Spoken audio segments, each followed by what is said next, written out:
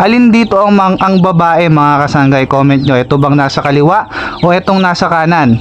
Bigyan ko kayo ng 5 seconds. 1, 2, 3, 4, 5. Ito po ang babae, etong nasa kaliwa. Bakit po? Ang pagkakaiba ng babae at lalaki, ang babae meron ng buntot. Kung napapansin nyo, ang lalaki walang buntot.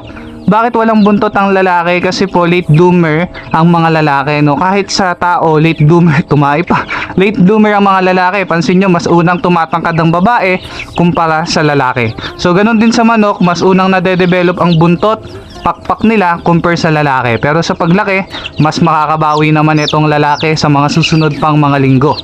So, sa pag-gender, ito ay babae. Ngayon, meron na tayong isang babae. Hanapin pa natin ang ibang babae.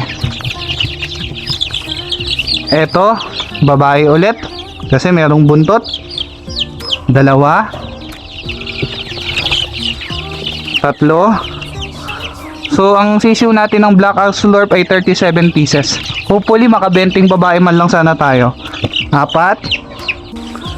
So, ito na yung last na sisiw na sure na babae. Ang total natin ay 17 pieces. So, kung yun ay sure na lalaki, meron tayong ilan ba? 37 eh.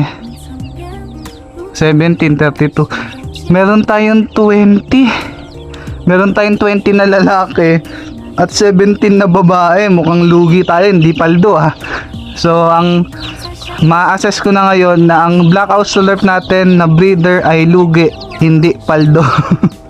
Kasi puro lalaki. Pero syempre, gagawin natin ng paraan yan. Pagka lumaki, bibenta natin yung mga lalaki.